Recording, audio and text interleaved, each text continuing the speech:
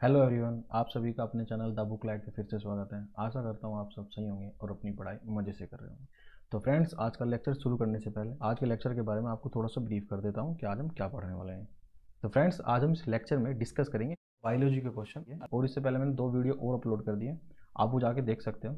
उन वीडियो का लिंक मैं आपको डिस्क्रिप्शन बॉक्स में दे दूँगा, आप वहाँ से जाकर उनको विजिट कर सकते हो, देख सकते हो। ठीक है फ्रेंड्स, तो चलिए समय ना गवाते हुए आज का लेक्चर शुरू करते हैं।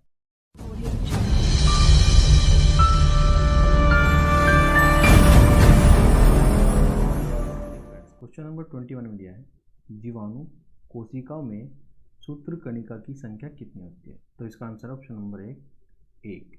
देखिए, ये जीवाणु होता है ना, इसको इंग्लिश में बोले बैक्टीरिया, और बैक्टीरिया का पूरा शरीर जो है ना, सिर्फ एक ही कोशिका का बना होता है। ये आपको नोट करके लिखना है, ये बहुत बहुत इंपॉर्टेंट क्वेश्चन है। जीवाणु यानी कि बैक्टीरिया का जो पूरी की पूरी बॉडी होती है वो सिर्फ एक ही कोशिका से बनी होती है, और जीवाणु के अंदर कोशिका भित्ति भी होती है और उसके अंदर कोशिका झिल्ली भी होती है, यानी कि दोनों पाए जाते हैं इसके अंदर, जो कि प्रोटीन और फास्फोलिपिड की बनी होती है। ये बहुत ज़्यादा इंपॉर्टेंट है, पेपर में बार बार आता है। और सबसे ज़्यादा इंपॉर्टेंट बात, इसमें प्राथमिक केंद्रक पाया जाता है। कभी कभी ये क्वेश्चन आता है, बताइए बैक्टीरिया यानी कि जीवाणु में केंद्रक पाया जाता है? तो बिल्कुल पाया जाता है, प्राथमिक टाइप का। ठीक है फ्रेंड्स, चलिए बढ़ते हैं नेक्स्ट क्वेश्चन की तरफ।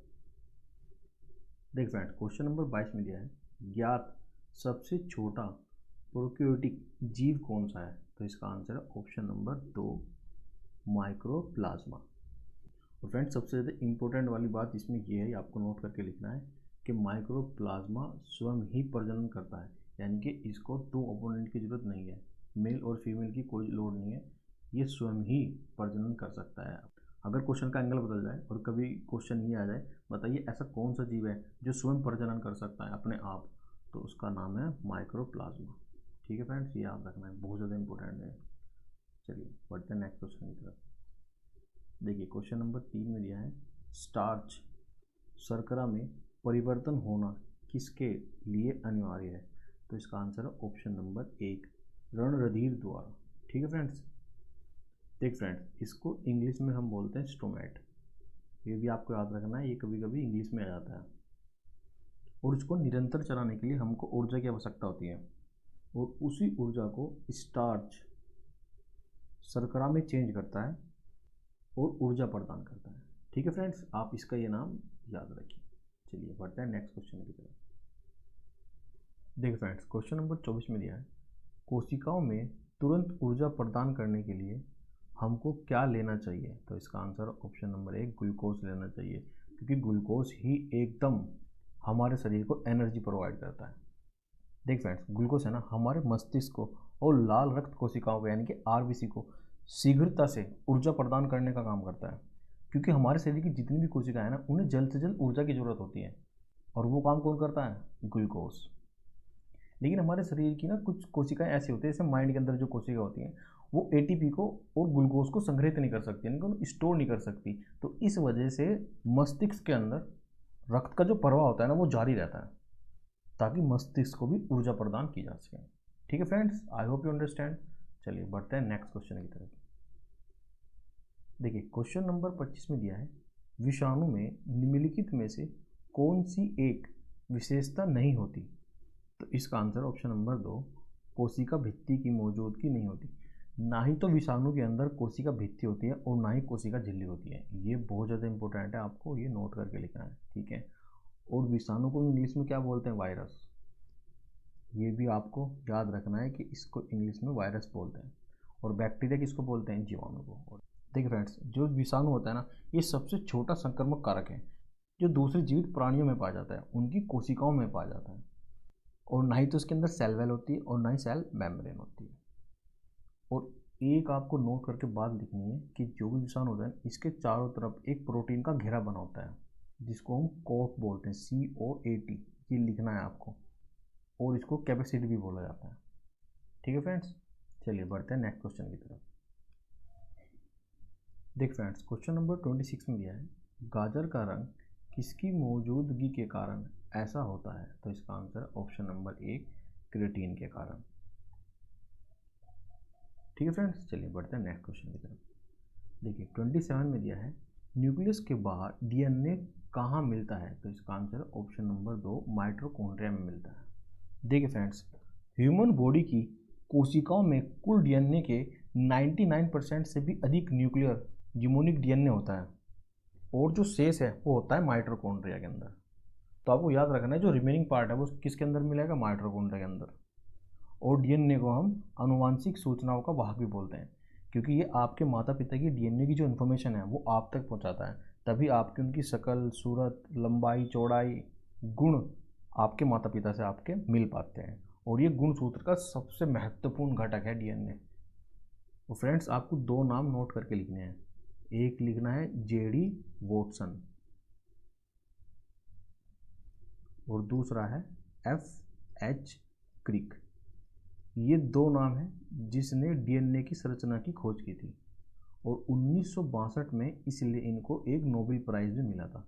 तो ये बहुत बड़ी इंफॉर्मेशन है, तो आपको ये याद रखनी है। ठीक है फ्रेंड्स, ये जेडी वॉटसन है, ठीक है, ये H है। आपके लिए यहाँ से सिर्फ एक क्वेश्चन निकलता है, आपको डीएनए की फुल फॉर्म बतानी है क्या है। बस कमेंट बॉक्स में आपको डीएनए की फुल फॉर्म बतानी है। ठीक है फ्रेंड्स, चलिए बढ़ते हैं नेक्स्ट क्वेश्चन की तरफ। देखिए क्वेश्चन नंबर 28 में दिया है, प्रोकैरियोटिक कोशिका में निम्नलिखित में से कौन सा नहीं होता है? तो इसका आंसर है ऑप्शन नंबर 3, नाभिक नहीं होता है इसके अंदर। देखिए फ्रेंड्स, जो प्रोकैरियोटिक है ना, इसके अंदर केंद्रक को और उसकी झिल्ली को नियंत्रण करने के लिए कोई स्पेशल अंग नहीं बनाया हुआ, कोई स्पेशल पार्ट नहीं है इसके अंदर। और फ्रेंड्स, प्रोकैरियोटिक शब्द का अर्थ है केंद्र से पूर्व। या आप नोट करके लिख सकते हो कि इसका शाब्दिक अर्थ क्या है। इसको हम बोलते हैं केंद्रक से पूर्व। यह है इसका शाब्दिक अर्थ। ठीक है फ्रेंड्स, प्रोकैरियोटिक का। और फ्रेंड्स, प्रोकैरियोटिक को हमने 2 समूह में बांटा है। पहले में आता है बैक्टीरिया और दूसरे में आता है आची। ठीक है फ्रेंड्स, आप ये सब नोट करके लिख लीजिए। चलिए बढ़ते हैं नेक्स्ट क्वेश्चन की तरफ। देखिए 29 में दिया है, कॉपर माइटोकॉन्ड्रिया एंजाइम के साथ संबंधित है। तो इसका आंसर है ऑप्शन नंबर 1, साइटोक्रोम ऑक्सीडेज। ठीक है फ्रेंड्स, तो ठीक है फ्रेंड्स, चलिए बढ़ते हैं नेक्स्ट क्वेश्चन की तरफ। देखिए फ्रेंड्स, क्वेश्चन नंबर 30 में दिया है, निम्न में से कौन सी कोशिकाओं को आत्मघाती बैग कहा जाता है? तो इसका आंसर है ऑप्शन नंबर 1, लाइसोसोम्स। देखिए फ्रेंड्स, मैं आपको लाइसोसोम्स का कार्य बिल्कुल आसान भाषा में समझाता हूँ कि लाइसोसोम्स करता क्या है। लाइसोसोम्स सेल्स के अंदर पाचक एंजाइम निकालता है जो कि पाचन का कार्य करते हैं। देखिए फ्रेंड्स, कभी कभी क्या होता है कि हमारी बॉडी पे चोट लग जाती है तो वहाँ पे काला या लाल रंग हो जाता है। एग्जैक्टली में जिसको बोलते हैं कि यहाँ पे खून जम गया, लेकिन वो खून नहीं जमता है, वहाँ की सेल्स मर जाती हैं और उनको साफ होने में 3 से 4 या 5 दिन लगते हैं। और उनको जो साफ करता है उसी को हम लाइसोसोम्स बोलते हैं। ये क्या करता है? सफाई का काम करता है। जो डेड सेल हो जाते हैं उनको बाहर धीरे धीरे बाहर निकालता है। और ऐसा ये सेल्स के साथ करता है। देखिए, जैसे सेल्स के अंदर राइसोसोम्स हैं, लाइपोसोम्स हैं और माइटोकॉन्ड्रिया है। अगर कोई भी जीव अपना कार्य सही प्रकार से नहीं कर रहा है तो ये क्या करेगा? गुस्सा हो जाएगा। और जब ये गुस्सा हो जाएगा तो अपने आप को पाट लेगा और जब इसमें से एचसीएल निकल जाएगा तो पूरी की पूरी सेल क्या हो जाएगी? डेड हो जाएगी। तो इसीलिए इसको आत्मघाती बैग कहा जाता है। ये दूसरों को भी मार देता है और अपने आप भी मर जाता है। जब आपकी सेल सही प्रॉपर कार्य नहीं कर रही है तो ये क्या करेगा? उस सेल्स को भी हटा देगा और जो डेड सेल है उसको हटाने का काम क्या करता है? लाइसोसोम्स। तो ये 2 कार्य आपको इसको याद रखने हैं कि ये एक तरह से क्लीनिंग का काम करता है सेल्स का, चाहे वो डेड सेल हो और जो प्रॉपर वर्क नहीं करिए चाहे वो।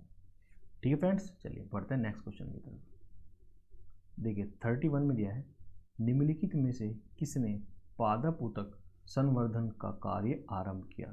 तो इसका आंसर है ऑप्शन नंबर 4, हेबर लेडिट।